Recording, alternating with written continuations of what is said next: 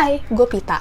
Kali ini gue mau bercerita tentang seorang bernama Dashrath Manjhi. Ya namanya nggak familiar ya. Dashrath Manjhi itu bukan orang-orang yang berkuasa atau pengusaha.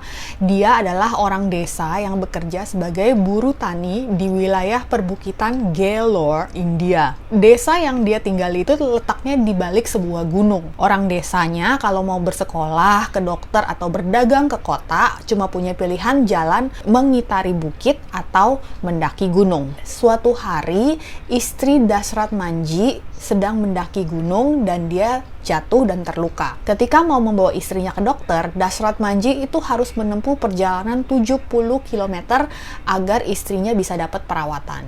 Saat itulah Dashrath Manjhi berpikir, seandainya ada jalan yang lebih dekat buat orang desanya yang butuh akses ke pelayanan umum, seperti istrinya yang butuh dokter ini. Dashrath Manjhi kemudian menjual 3 ekor kambing miliknya dan membeli palu, pahat, dan linggis. Berbekal peralatan tersebut, dia mulai membelah gunung yang menghalangi desanya. Setiap hari, dari pagi sampai siang, Dashrath Manjhi akan bekerja di ladang orang yang mempekerjakan dia sebagai buruh tani. Dan di sore hingga malam hari, dia bekerja membelah gunung dengan pahat, palu, dan linggisnya. Orang-orang desanya yang melihat kemudian mencap dia sebagai orang gila. Nggak mungkin ada orang yang bisa sendiri membelah gunung. Tapi Dashrath Manjhi tetap kekeh dan tidak mendengarkan omongan orang-orang. Setiap hari dia terus bekerja membelah gunung yang menghalangi desanya. Selama dia bekerja, Dashrath Manjhi kemudian mengembangkan teknik di mana dia akan memasukkan potongan kayu bakar di sela-sela batu dulu, baru kemudian kayunya dibakar sehingga batunya jadi panas,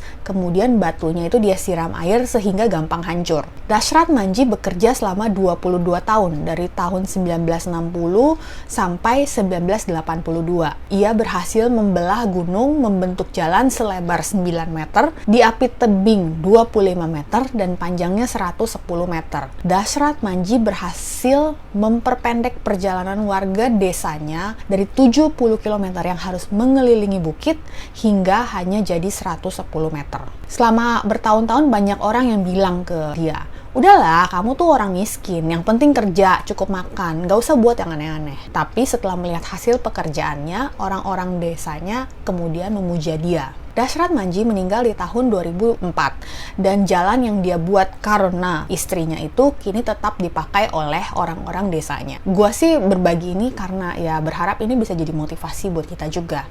Kita semua punya gunung masing-masing yang perlu kita taklukkan di depan kita.